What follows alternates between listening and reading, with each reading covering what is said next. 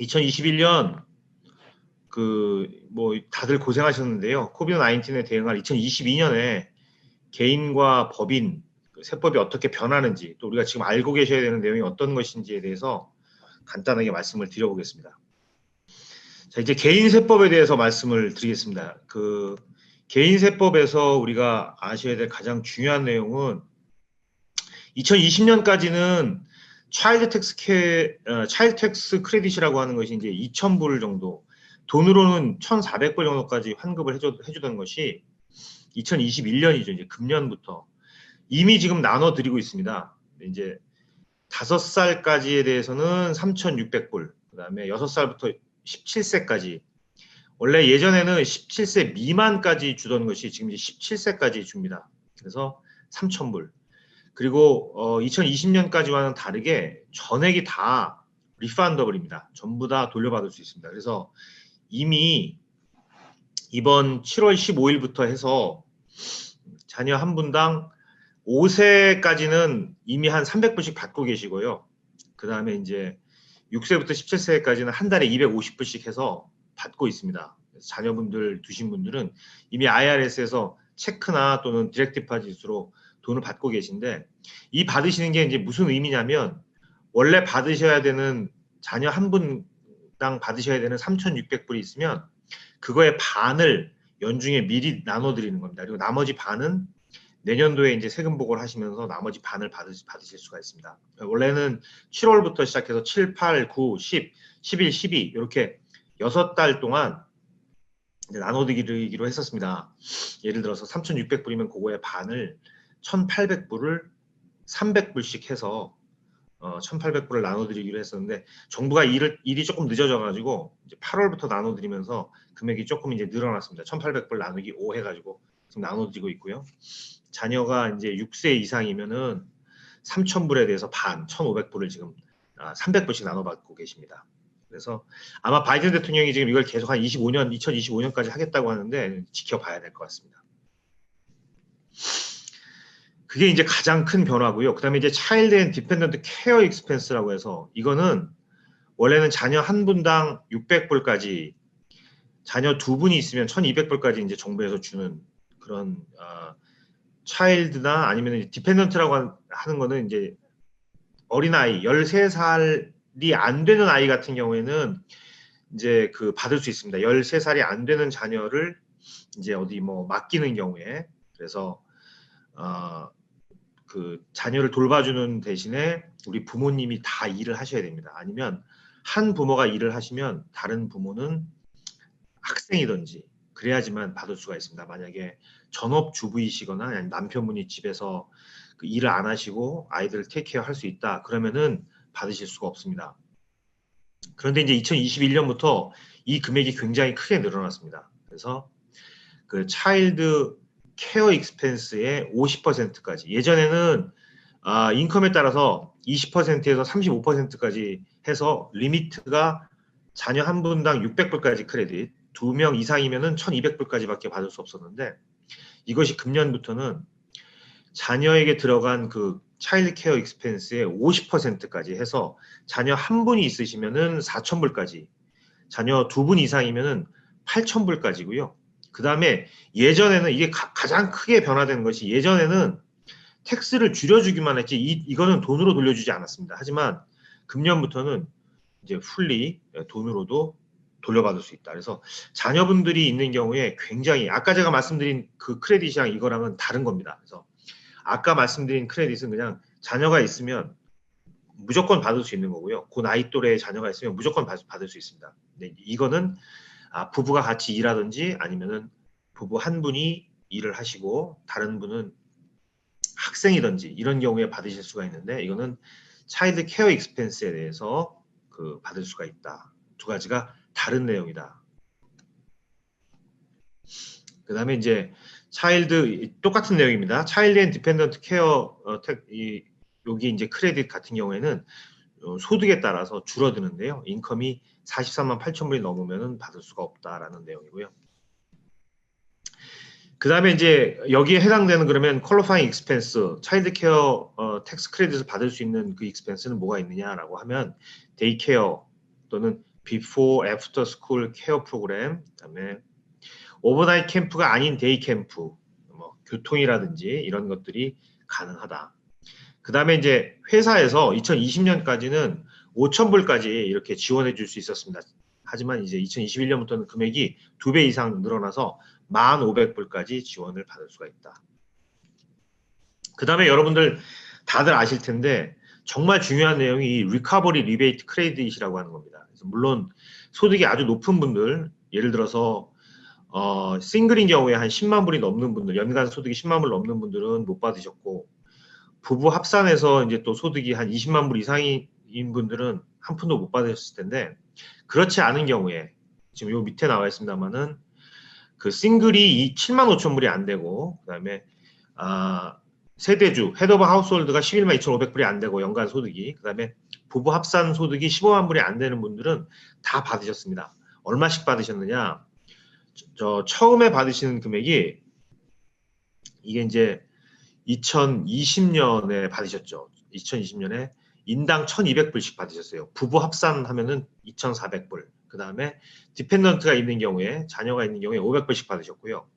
그 다음에 또 세컨드 두 번째도 받으셨습니다. 이거는 인당 600불씩 받으셨죠. 그래서 식구가 만약에 4식구였다 그러면은 2,400불 이렇게 받으셨습니다. 세 번째, 이거 이제 받으신 분도 계시고 아직도 못 받으신 분도 계신데요. 이거는 1,400불씩 드렸습니다. 그래서 인당 1,400불입니다. 그래서 1,400불씩. 정부에서 주는 지원금은 리커버리 리베이트 크레딧이라고 해가지고 이 돈은 텍스 보고를 안 하셔도 됩니다. 그래서 만약에 첫 번째, 두 번째를 못 받으신 분들은 2020년 세금 보고를 이미 다 마치셨을 텐데 그때 이제 클레임을 해서 받으셨고, 아직 못 받으신 분들은 그때 세금 보고를 지금이라도 하셔서 받으실 수가 있고요. 그 다음에 1,400불, 요것도 못 받으신 분들은 이제 내년이죠. 내년에 이제 해가 넘어가면 내년에 2021년도 세금 보고를 하시면서 이제 추가로 신청하셔서 받으실 수가 있습니다. 물론 소득이 아주 높은 분들, 제가 지금 말씀드린 것처럼 싱글인 경우에 한 10만 불 이상, 그 다음에 결혼하신 분들은 20만 불이 넘어버리면 받을 수가 없습니다. 그 다음에 이제 실업수당인데요. 실업수당 2020년하고 2021년하고 정말 많은 분들이, 제가 2020년 세금 보고를 도와드리면서 느낀 점이, 예전 같으면은 이 주식, 조금 이따가 이제 우리 배윤택 교수님께서 주식시장이라든지 금융시장에 대해서 전망을 해주시겠습니다만은, 제가 개인 세금 보고를 도와드리면서 느낀 가장 큰 변화 두 가지만 말씀을 드리자면, 첫 번째는 정말 많은 분들이 실업수당을 받으셨습니다. 그래서 예전에는 실업수당 받으신 분들이 많지 않았는데, 뭐 잡을 잃으셔가지고 실업수당 받으신 분들이 정말 많고, 뭐 많게는 정말 제가 세금 보고 도와드린 분들 중에서 거의 한 서너 분들 중에 한 분 정도는 다 받으신 것 같고요. 그 다음에 이제 금액 자체가 많습니다. 굉장히 많아서 연방정부가 1,200불까지는 원래 2020년 세금 보고 하실 때 실업수당 받으신 것 중에 인당해서 부부인 경우에는 이제 24,000불이겠죠. 1,200불까지는 연방소득세를 내지 않으셔도 되게끔 이제 이렇게 해드렸습니다. 그런데 이제 이것이 2021년에는 어떻게 될지 아직은 정해진 바가 없습니다만은, 아마 지금 이대로 그냥 간다고 하면 실업수당을 2021년 중에 받으신 분들은 이제 소득세를 내셔야 될 것 같습니다. 원래 텍스 코드에는 실업수당을 세금을 내게끔 돼 있습니다. 인컴텍스, 소득세를 내시게끔 돼 있는데 2020년에 한해서 이제 특별법으로 1,200불까지는 익스클루전을 해서 세금을 안 내시게끔 해드렸습니다. 근데 이제 이게 2021년까지 계속 될지 안 될지는 아직 모르겠습니다만, 현재까지는 세금을 내시는 것이 맞다, 이렇게 말씀을 드리고요. 제가 아까 말씀드리려고 했던 이제 한 가지가, 첫 번째가 이 실업수당 받으시는 분들이 많다. 두 번째 아주 가장 큰 변화가 주식 투자하는 분들이 급격하게 늘었다는 겁니다. 예전에 2020년 이 코비드 사태 전까지만 해도 제가 보기에는 이 주식 투자하시는 분들이 제가 세금 보고 도와드리는 개인분들 중에는 아마 한 10분 중에 한 분 정도밖에 안 됐습니다. 그런데 2020년 이후 정말 2019년, 20년 하면서 굉장히 급격하게 늘어가지고 요즘은 거의 한 3분 중에 1분 정도는 주식 투자를 하시는 것 같습니다. 그래서 뭐 요즘 많지 않습니까? 뭐 이트레이드라든지 무슨 뭐 여러 가지 뭐 로빈 후드라든지 이런 데서 투자해가지고 가지고 오신 분들이 굉장히 많고요. 그 다음에 여러분들 다 아시겠습니다만은 또 코인 투자하시는 분들도 많이 계시다. 그 다음에 이제 또 여러분들이 주의하셔야 될 것이 이제 그 체리터블 컨트리뷰션이라고 해서 그 도네이션 하시는 것들 있지 않습니까? 종교 기관이라든지 자격이 되는 그런 기관에 도네이션 하시는 경우, 예전 같은 경우에는 이 도네이션이 그렇게 크게 혜택을 볼 수 없었습니다. 왜냐하면 온리 아이템아이즈 디덕션 받으시는 분들만 혜택이 있었는데 스탠다드 디덕션을 받으시는 분들, 요즘은 대부분이 그 트럼프 대통령이 세법을 개정한 이후로는 거의 뭐 80% 이상이 85%가량이 그 스탠다드 디덕션을 받고 있습니다. 그래서 아이템아이즈 디덕션 받는 분들이 거의 없습니다. 그래서 스탠다드 디덕션을 받는 분들 같은 경우에는 원래 도네이션을 하셔도 그렇게 큰 혜택을 받을 수가 없었습니다만은 2020년부터 특별법을 제정해서 스탠다드 디덕션 기본 공제를 받으시는 분들도 300불까지는 연방정부와 소득세를 전부 다 이제 그 혜택을 받았습니다. 근데 이제 2021년에는 그 금액이 600불로 2배가 늘어났습니다만은 온리 페더럴 디덕션만 받을 수 있다. 스테이트에는 공제를 받을 수가 없다. 요거 알아두시면 되고요. 600불이라고 해서 뭐 누구나 다 600불을 받을 수 있는 것이 아니라 캐시라든지 뭐 이런 600불 정도를 뭐 교회나 아니면은 뭐 자선단체나 이런 데 기부하시는 분들 같은 경우에 싱글은 여전히 2021년에도 300불입니다. 근데 이제 기혼자 같은 경우에 600불까지. 2020년에는 싱글이건 기혼자건 300불까지밖에 받을 수가 없었다. 그런 내용이고요. 그 다음에 이제 체리터블, 아무래도 사회가 어려워지니까 도네이션에 대한 어떤 공제 규모를 굉장히 늘려줬습니다. 그래서 예전에는 그 자신의 소득에 아무리 그 해에 가지고 있는 재산 전액을 기부했다고 하더라도 그 해에 보고한 소득의 60%까지만 공제가 가능하고 나머지는 다음 해로 넘어가서 공제를 받을 수가 있었는데요. 이것이 2021년부터는 100% 자신의 소득 금액만큼 전부 다 공제를 받을 수가 있으니까 예를 들어서 자신의 소득만큼 기부를 하신 분 같은 경우에는 세금 내실 게 하나도 없겠죠. 그 다음에 이제 물가 상승, 여러분들 뭐 인플레이션 다들 겪고 계실 텐데 인플레이션을 반영한 표준 공제 금액이 2020년에 비해서 조금씩 달라졌다. 이건 매년 달라지는 거니까 그렇게 중요한 내용은 아닙니다. 그 다음에 이제 법인세법에 대해서 간단하게 제가 말씀을 드리겠습니다. 법인세법은 법인과 관련돼서 아마 지금 법인을 하시는 분들이라든지 아니면은 사업하시는 분들 같은 경우에 정부 지원들 많이 받으셨을 텐데요. 이제 간략하게 말씀을 드리면은 SBA죠. 스몰 비즈니스 어드미니스트레이션에서 뭐 그랜트 처음에 10,000불 정도까지 주는 그랜트가 있었고요. 그 다음에 10,000불을 다 못 받은 분들에 한해서 이제 10,000불까지 채워주는 타겟티드 그랜트가 있었고, 그 다음에 이제 EID에 대해서 론을 줬는데요. 이것도 처음에는 15만 불, 그 다음에는 50만 불, 요즘은 200만 불까지 12월 31일에 끝납니다. 아직도 받을 수가 있습니다. PPP 론은 다 끝났습니다만 1차, 2차. RRF라고 하는 건 이제 레스토랑트 리바이탈라이제이션 펀드라고 해가지고 이것도 굉장히 많이 받았습니다. 이제 이거 얼마큼씩 받으셨냐면 2019년에 매상이 100만 불인 레스토랑이 2020년에 코비드 때문에 예를 들어서 매출이 하나도 없었다. 그러면 그 차액을 다 정부에서 지원해 줬습니다. 100만 불을. 그러니까 예를 들어서 2019년에 200만 불 팔던 회사가 식당이 2020년에 100만 불밖에 안 됐다. 100만 불로 줄어들었다고 하면 그 100만 불을 메꿔줬습니다. 그 다음에 이제 그 ERC라고 해가지고요. 이제 뭐 인플로이 리텐션 크레딧이라고 하는 것도 지금 아직도 가능합니다. 물론 지금 현재 받을 수 있는 회사들은 새로 창업한 회사들이고요. 예전에 기존에 있었던 회사들은 이제 9월 30일에 끝이 났습니다. 간단하게 말씀을 드리면 그 EIDL 그랜트는 이제 10,000불 처음에 굉장히 많은 분들이 받으셨어요. 처음에 잘 몰라가지고 직원 수당 1,000불씩 줬는데 그걸 알았으면 뭐 직원을 고용해서라도 받으셨을 텐데 직원 수가 몇 명이냐 이제 물어봅니다. 그래서 자영업자인 분들은 자기 혼자다 한 분들은 1,000불을 받았고 자영업자니까 직원이 없다 0이다 한 분들은 한 푼도 못 받으셨어요. 어쨌든 정부가 이제 그렇게 하다가 나중에 이제 타겟티드라고 하는 걸로 보상을 해줬습니다. 잘 모르고 신청을 잘못한 분들한테 나머지 차액 10,000불까지 해서 받을 수가 있었고요. 그 다음에 5,000불, 이거는 이제 몇 가지 조건에 해당되는 경우에 5,000불까지 추가로 받는 스틸 지원이 가능합니다.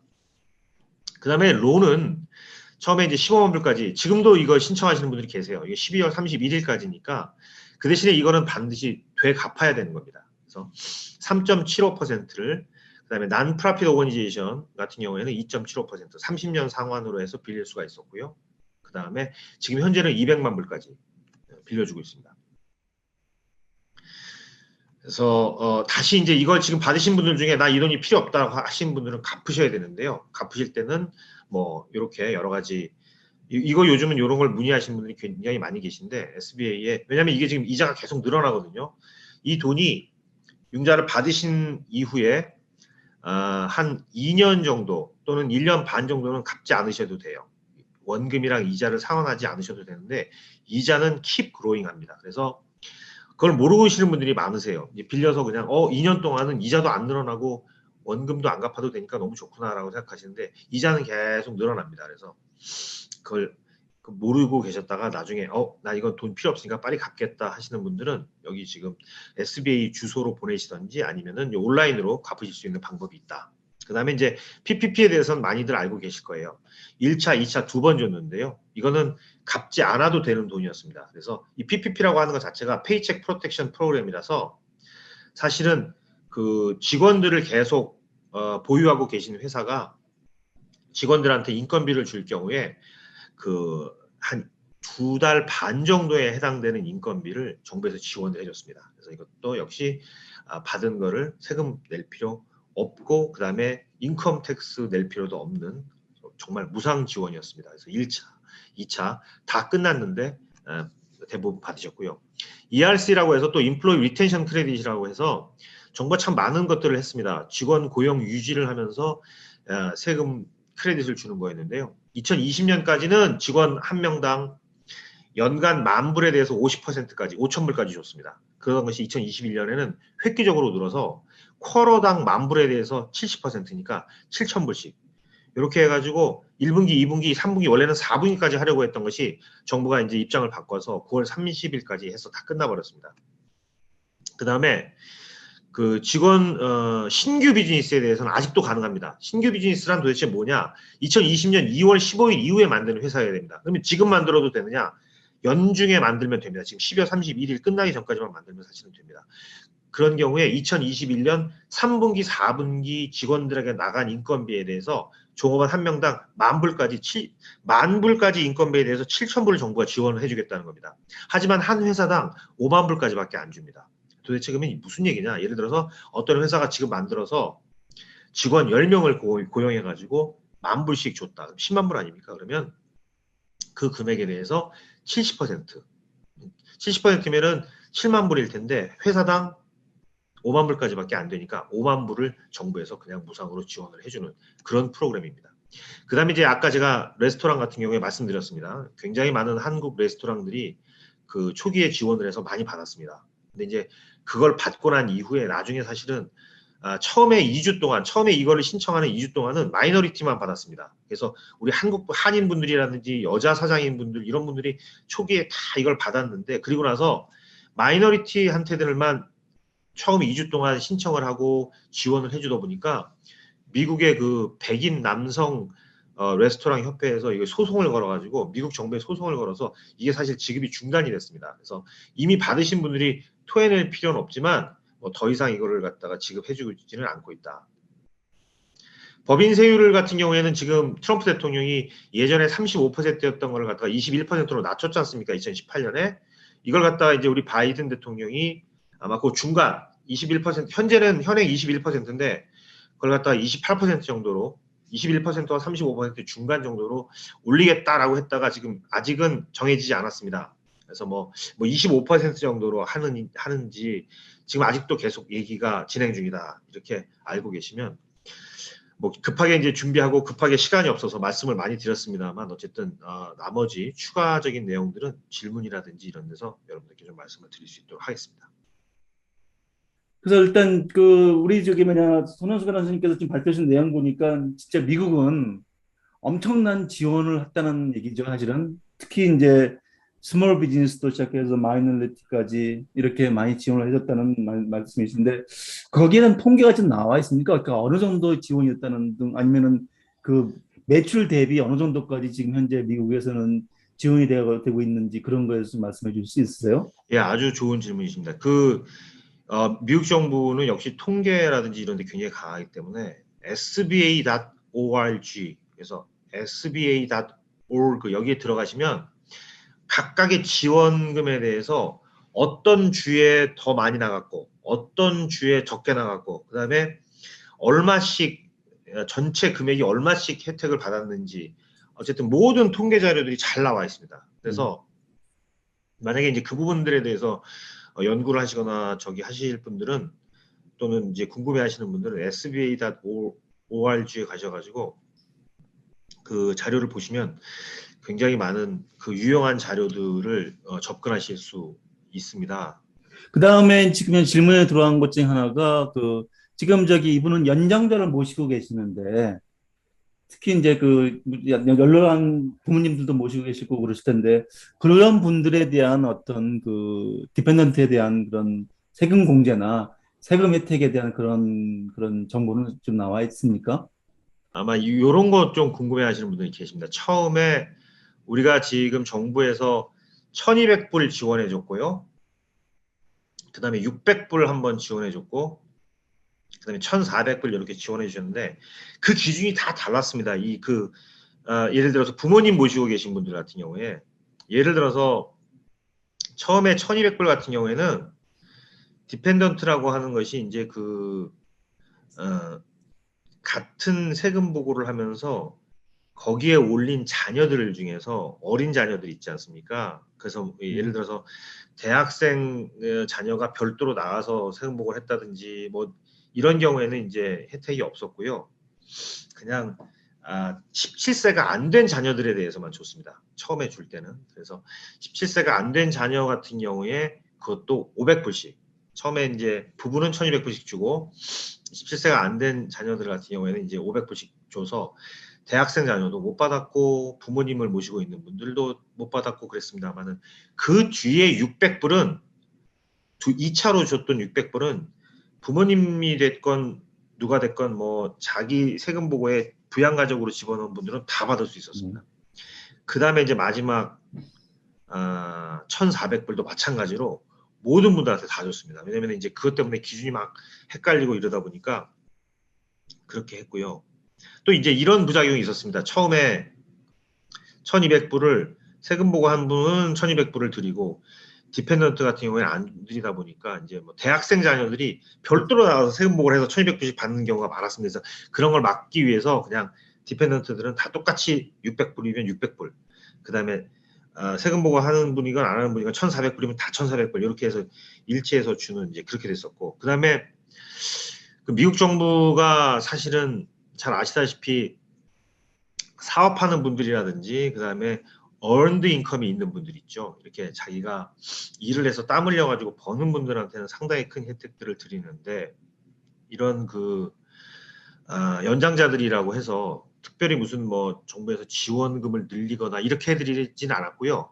가장 중요한 거는 소셜 스키리티 받으시는 분들 이런 분들 같은 경우에도 자동적으로 소셜 스키리티 받으시는 그 어카운트에 아까 제가 말씀드린 1차 1200불, 2차 600불, 3차 1400불 같이 넣어드렸습니다. 그래서 이제 그런 분들은 전혀 왜 이게 중요한 거냐면 원래 소셜 스키리티밖에 인컴이 없으신 분들은 세금보고 안 하시거든요. 그런데 원칙적으로 IRS에서 세금보고 안 하신 분들한테는 지원을 안 해드렸는데 이제 그 연장자들 소셜 스키리티밖에 인컴이 없는 분들한테는 소셜 스키리티에서 인포메이션을 받아서 그분들한테 자동으로 요걸 넣어드렸기 때문에 그분들이 큰 불편 없이 다들 받으셨습니다. 그거 이외에는 사실은 연장자들이 세금을 사실 내거나 이제 이런 게 없기 때문에 뭐 정부에서 특별히 뭐 이제 어떤 혜택이라든지 이런 것들을 더 추가로 드린 거는 특별히 없다 이렇게 말씀드릴 수 있을 것 같습니다. 뭐 그렇다면은 그 연장자 같은 경우도 사실은 소득이 없다 보니까 세금 보고를 안 하는데 그런 경우도 그러면 세금이 없어도 세금을 보고하는 것이 앞으로의 어떤 그러니까 코로나에 대비해서 어떻게 될지 모르니까 그것도 도움이 되지 않을까 하는 생각이 드는데 어떻게 생각하시죠?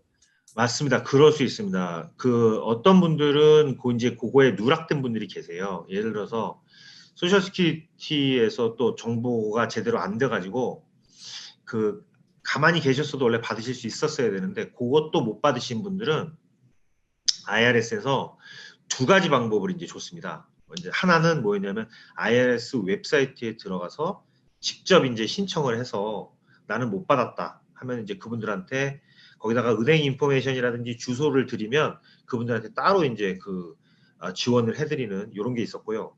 그것도 많은 연장자분들이 이제 웹사이트라든지 이런 거에 좀 익숙하지 않으시니까 그런 경우에 이제 세금 보고를 지로 파일이라도 하시면서 신청을 하면 역시 또 드렸습니다. 그래서 영어로 파일을 하더라도 예전에는 영어로 파일을 하면 소득이 하나도 없다고 하면은 이 파일이 안 됐거든요. 근데 이제 온라인으로 IRS 웹사이트나 아니면은 뭐 세금 보고 하시는 분들 도와주시는 분들을 이용해서 지로 파일을 하더라도 그러니까 수입이 하나도 없다 나는 하지만 나는 못 받은 정부 지원금을 받아야겠다라고 신청을 하시면 그분들에게 다 드렸습니다. 그래서 음, 그 다음에 이제 여기 지금 채트의 질문을 제가 간단하게 답변을 드리겠습니다. 우리 배 교수님 하셔야 되니까. 소선주님께서 EIDL 론인 경우에 이자 부분만 지금부터 갚으실 수도 이자 부분, 원금 부분 떠나서 지금부터 갚으실 수 있습니다. 지금이라도 아까 제가 말씀드렸던 온라인 사이트 pay.gov인가요? pay.gov에 들어가셔서 어카운트를 만드셔가지고 저도 이 론을 받아서 뭐 일부 조금 갚았습니다. 근데 이제 그런 게 가능합니다. 언제든지 갚으실 수 있습니다. 온라인으로 SBA에서 어카운트를 관리하기 때문에 거기서 원금은 얼마, 이자는 얼마 이렇게 나눠서 갚으실 수 있으시니까요. 갚으시면 될 것 같습니다. 우리 최호승 선생님께서 올해나 내년이나 개인이나 법인 세금 공제를 위해 미리 준비하실 사항들이 있을까요? 기본적인 팁을 몇 가지 안내해 주시면 청약저축, 연금 펀드 가입 등을 하면 공제받을 수 있을까요? 말씀하셨습니다. 몇 가지 팁. 네, 청약저축이나 연금 펀드 말씀하셨는데 지금 한국에서 가입하시는 부분 같은 경우에 이제 미국 아마 영주권자나 시민권자실 것 같은데요.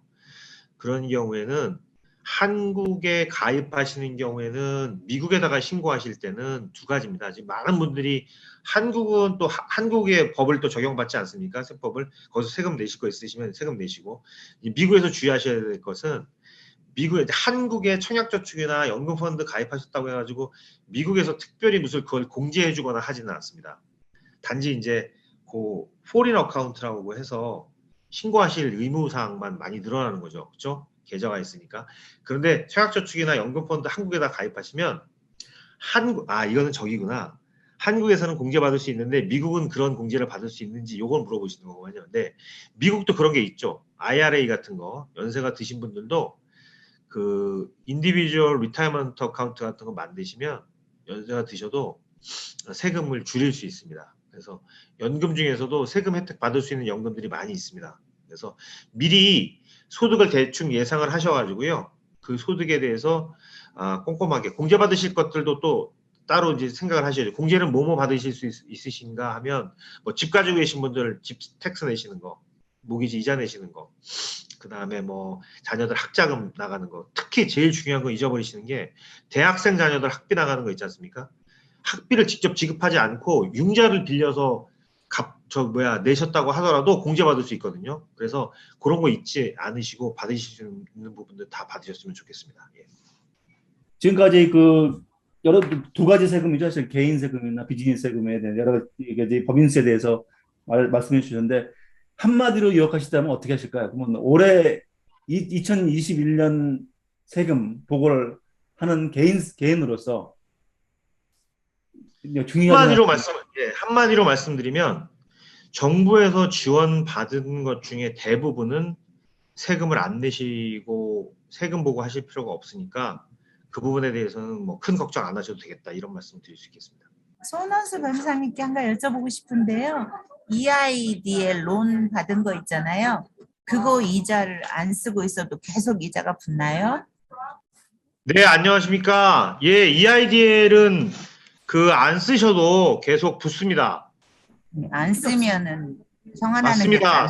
안 쓰실 거면은 일부라도 지금이라도 상환하시는 게 맞습니다. 왜냐면 그 잘 아시는 것처럼 2020년에 받으신 거는 24개월 동안 원금 이자 그 안 갚으셔도 되고요. 그다음에 2021년 금년에 추가로 받으신 것들이 있으면 그거는 18개월 동안 유예가 되거든요. 유예가 된다는 게 한국말로 하면은 왜 몇 년 거치 이러지 않습니까? 그래서 뭐 2년 거치. 그래서 2년 동안은 원금 이자를 갚으실 필요는 없습니다. 없지만 이자는 받으신 순간부터 계속 째깍째깍 올라가기 때문에 지금도 이미 많이 올라갔을 겁니다.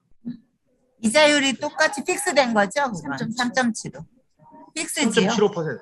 3.75% 맞습니다. 예, 그게 예. 올라가진 않지요?